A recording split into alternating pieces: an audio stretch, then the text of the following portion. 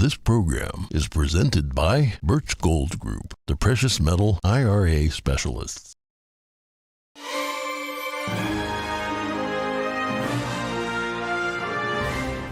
Good morning. In today's headlines, is the first November hurricane to hit the U.S. in nearly 4 decades. At least 2 people are dead. Find out more about Tropical Storm Nicole that hit Florida yesterday. The balance of power in the U.S. Senate could come down to Georgia, but the runoff between Senator Raphael Warnock and Herschel Walker is still 4 weeks away. Both candidates will hit the campaign trail. Until then, we have highlights from their events yesterday. With control of the Senate and House still hanging in the balance, Arizona officials say the best things come to those who wait, at least till next week. Former President Trump confirms he has a special announcement to make. He's also denouncing claims he's angry about the results of the midterms. Find out what he had to say. And hundreds of school board elections took place this week. One group called Moms for Liberty got over 60% of their endorsed candidates elected in Florida. We'll speak with the co-founder to learn more about their recent victories. And footage shows divers finding wreckage of the Challenger space shuttle off the coast of Florida. It remains the worst disaster ever to occur in spaceflight.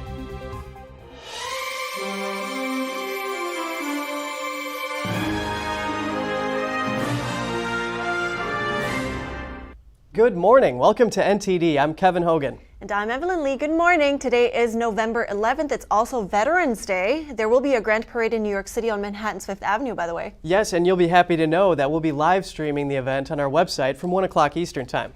Yes, not only that, we also have a story from a retired combat veteran who now has really exciting plans, so stay tuned for that. And we also have that coming up, and now we have some natural disaster news to break. At least 2 people have died amid the damage from Hurricane Nicole's landfall. The storm hit Florida's east coast yesterday morning. Authorities say that 2 people were electrocuted by a downed power line in Orange County. After making landfall, Nicole weakened to a tropical storm and then a depression. However, the storm knocked out power to thousands, pushed buildings to near collapse, and flooded the coast.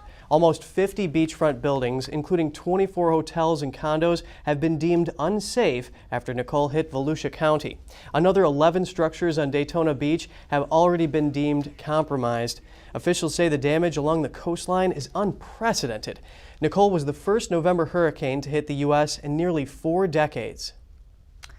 And a federal judge in Texas has ruled on President Biden's plan to cancel hundreds of billions of dollars in student loan debt. He says the program is unlawful and must be vacated. Judge Mark Pittman on Thursday called the program an unconstitutional exercise of Congress's legislative power. He ruled in favor of the plaintiffs, who were backed by a conservative group. The debt cancellation plan had already been temporarily blocked by a U.S. appeals court. The judge's ruling came in a lawsuit by 2 borrowers who were partially or fully ineligible for the planned student loan forgiveness. They argued it did not follow proper rulemaking processes and was unlawful. About 26 million Americans have applied for student debt relief. The U.S. Department of Education has already approved requests from 16 million.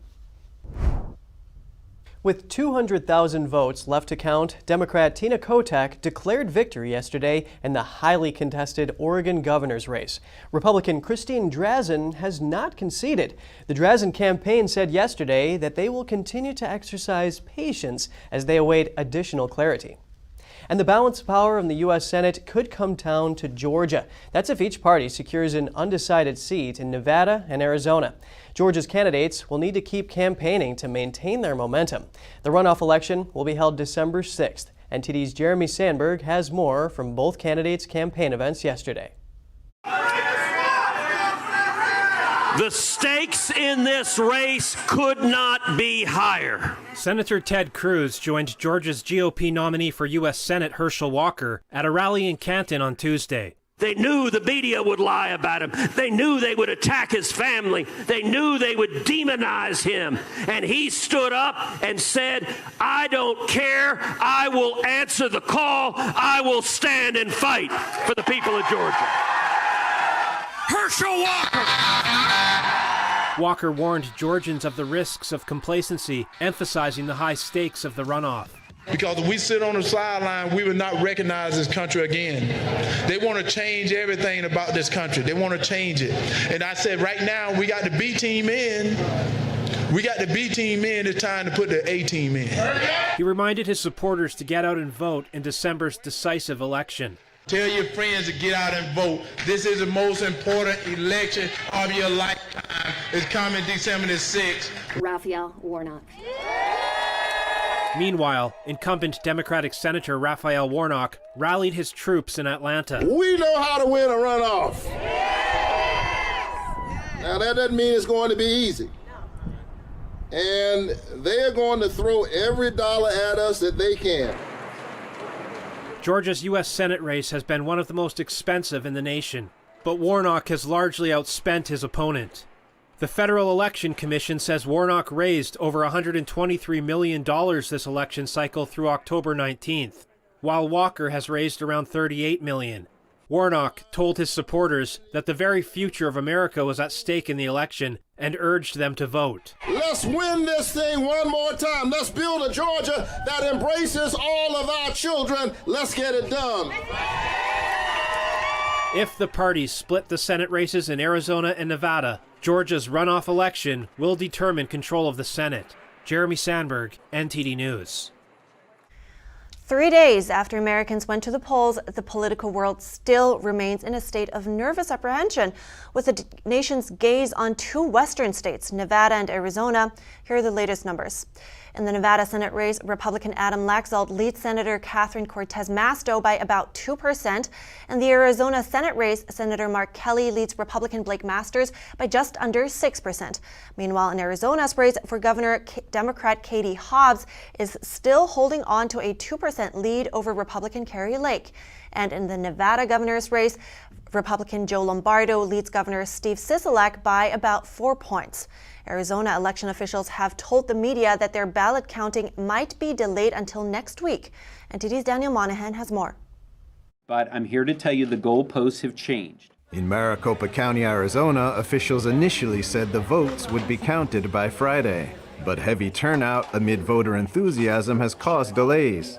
We've had 290,000 mail-in ballots dropped off at our vote centers on Election Day. Board of Supervisors Chairman Bill Gates says that drop-off broke the previous record by 70%, and counting them all up could now take until next week. According to gubernatorial candidate Kari Lake, there is a reason for that record-shattering in-person drop-off. That is what's going on. People are so distrustful of our elections that they wanted to hand-deliver their mail-in ballot, and when they did that, we overwhelmed the system. The fate of the Senate rests with a trio of fiercely contested states. Either party can win a majority by sweeping the races in Nevada and Arizona. If those races don't deliver a majority, Senate control will be decided in a runoff election in Georgia for the second time in 2 years. The high handover of ballots is one thing, but there are still other issues that can prevent timely counting.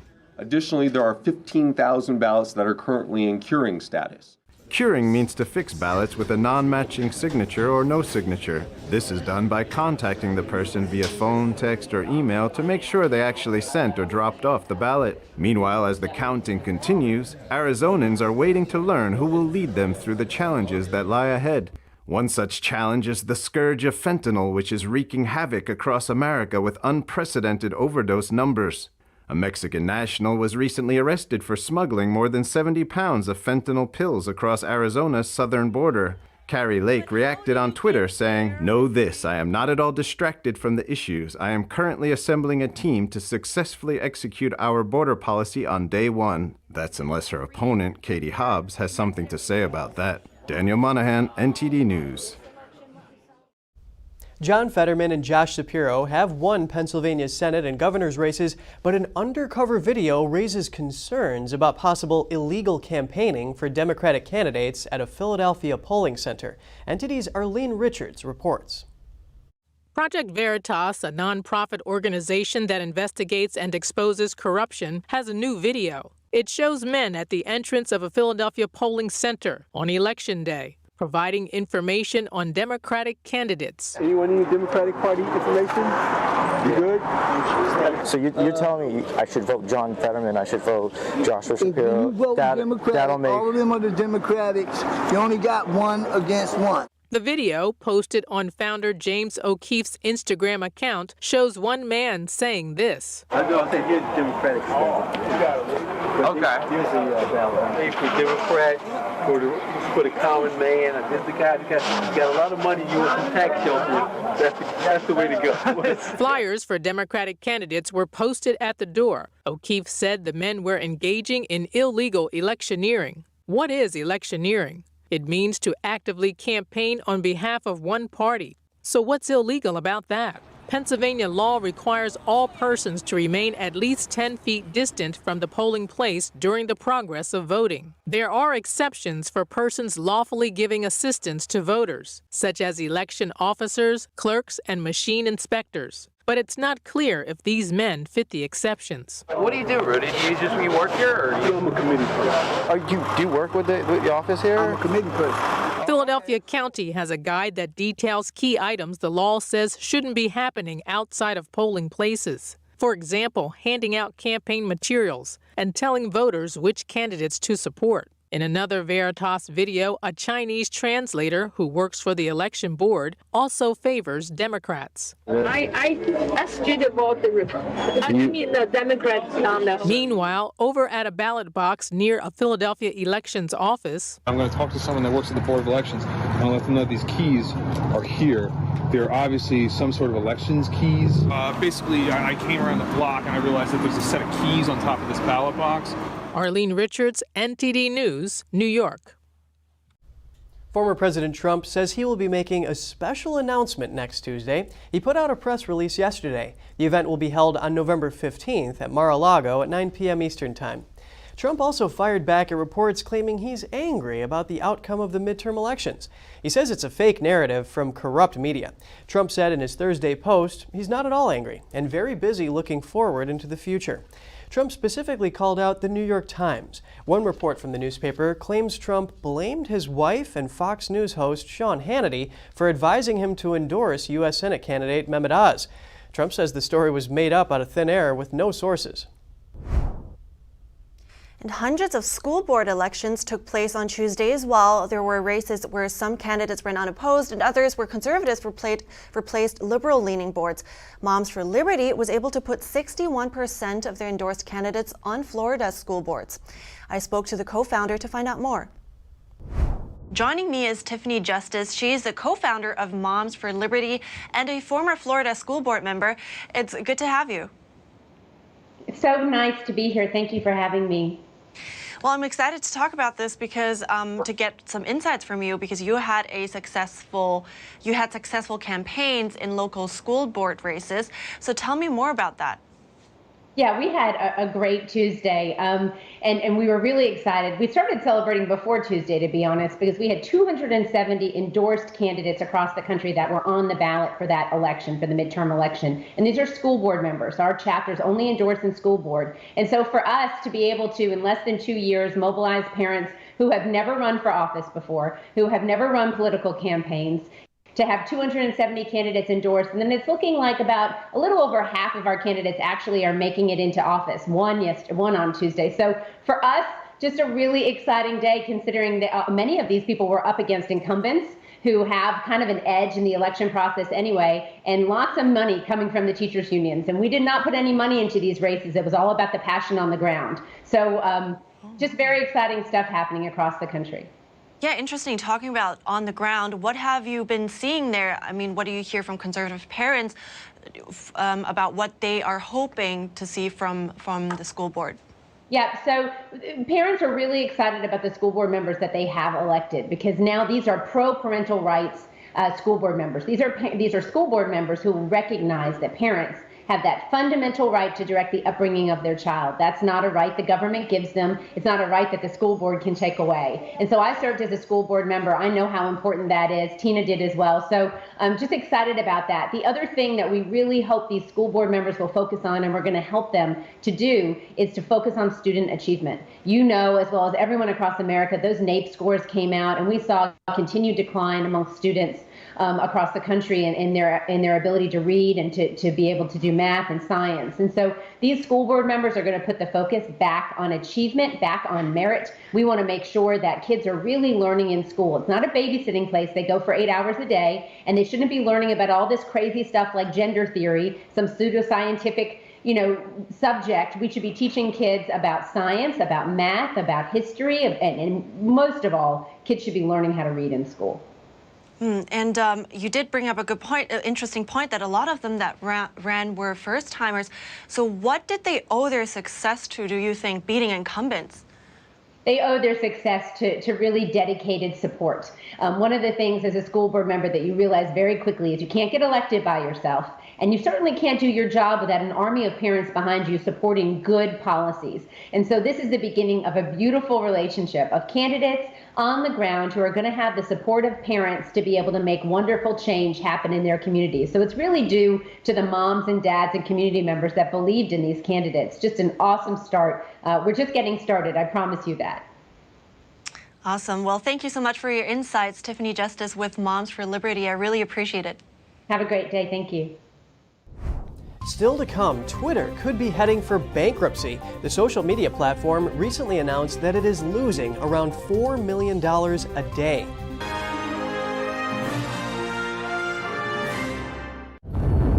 I was vaccinated because I'm a carer.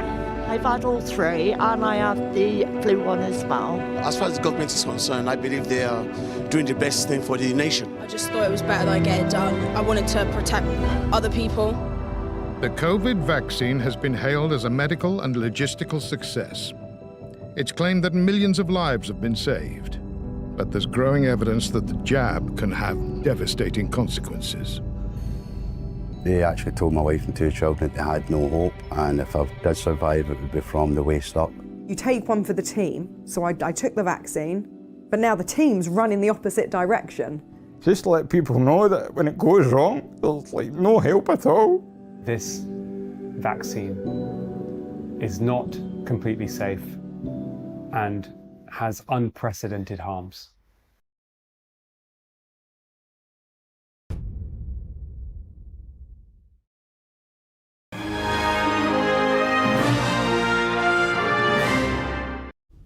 Welcome back. Twitter's new owner, Elon Musk, on Thursday raised the possibility of the social media platform going bankrupt. Musk warned that Twitter would not be able to survive the upcoming economic downturn if it fails to boost subscription revenue to offset falling advertising income.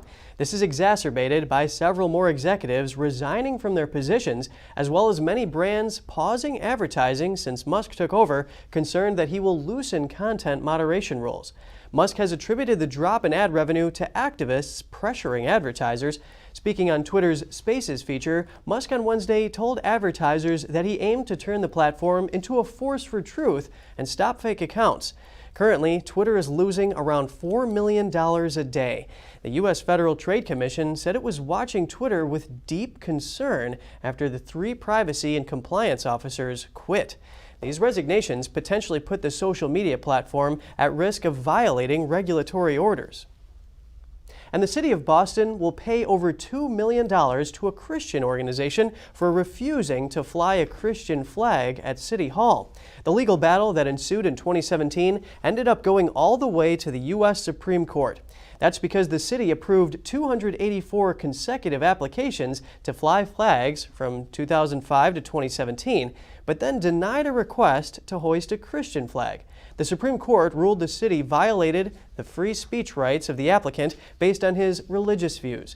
The settlement was announced on Tuesday. It covers attorney's fees and other legal costs. The city has now set up a clear regulation for flag-raising applications. The state of California has sued over a dozen companies. That's for covering up the harm caused to the environment and the public from what are known as forever chemicals. The lawsuit accuses 3M, DuPont, and 16 smaller companies of covering up the harm for decades, allowing the chemicals to find their way into waterways and human bloodstreams. The chemicals are found in non-stick frying pans, cleaning sprays, cosmetics, and countless other products. Forever chemicals are called that for good reason. California Attorney General Rob Bonta says forever chemicals do not degrade or do so only slowly in the environment and remain in a person's bloodstream indefinitely. these companies knew for decades that PFAS are toxic and harmful to human health and the environment. Yet, they continued to produce them in mass and for mass use and concealed their harms from the public, causing irreparable harm to our natural resources, to our health. A Southern California county has been experiencing a huge backlog of cases since pandemic restrictions were put in place. In an unprecedented move, the Riverside County courts have started dismissing these cases. NTD's Jackie Rios went to speak with the district attorney to find out what's happening.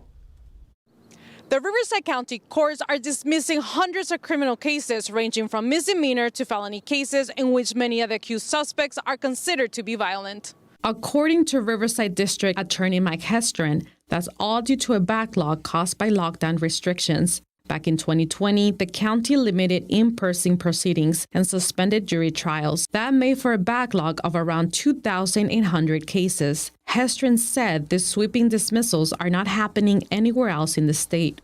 These are sometimes violent crimes, serious and violent crimes with real victims and real consequences for the people of this county. And even though other counties have backlogs caused by COVID, the mass dismissal strategy is not being employed anywhere else in the state. Hestron said his office handles between 50 to 60,000 criminal matters per year, of which the majority are resolved before going to trial. But with the dismissals, actual criminals may be skipping out of the entire judicial process. But the presiding judge who made the decision on dismissing the cases did not blame the backlog on lockdowns. In a press release, presiding judge John M. Monteroso pointed to a lack of resources, including such as judges and an available courtroom. The Riverside Superior Court has taken measures to utilize its resources in order to have cases be resolved before trial. Some of those changes include using civil judges for criminal trials, having multiple criminal trials per day, and calling on retired judges for help. But Hestron says Riverside County has had a judge shortage for decades, and no criminal cases have been dismissed for that reason. To take a mass dismissal approach, to just say, we've got these cases, courtrooms open today, everything else gets dismissed without any serious look at the consequences, without considering the arguments that we've put forth, which is what it feels like from our perspective, I think that's wrong. As for the plaintiffs in these dismissed cases, Hestron has the following suggestions. Come to court. The courtrooms are open. The courtrooms belong to the people. And, like we encourage our victims, come to court and talk to the judge. Let them know that this is how this is going to affect you as a victim. So far, 200 cases have been dismissed, with an expected 700 more to follow. Hestron is currently pushing back by appealing to the judge's decision with the appellant's courts. Jackie Rios, NTD News, Riverside, California. What do you do to honor the ones who served? Let us know at goodmorning@ntd.com. Next, divers discover a 20-foot section of the Space Shuttle Challenger, which exploded shortly after its launch in 1986. It marks the first time in over 2 decades that a piece of the Challenger has been found. That's after the break.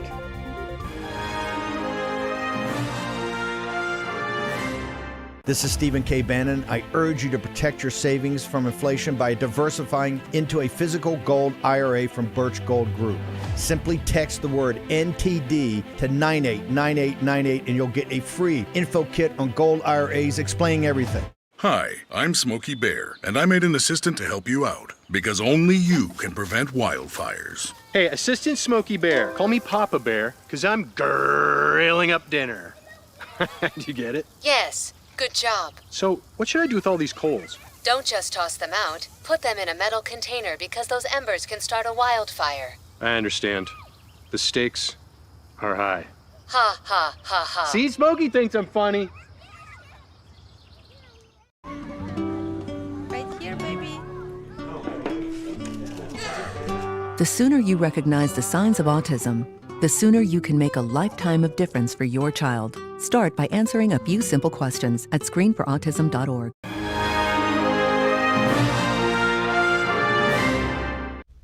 Divers from a documentary crew discovered a 20-foot section of the exploded Space Shuttle Challenger on the ocean floor. The divers were looking for the wreckage of a World War II aircraft off the coast of Florida. Footage recorded in May showed the divers finding the section of the 1986 shuttle and removing sand from it. The divers contacted NASA after spotting the large, clearly modern object, mostly covered in sand, bearing the shuttle's distinctive tiles. The find marks the first time in 25 years that a piece of the Challenger has been located. It remains one of the worst disasters in the history of the U.S. space program. What an exciting find.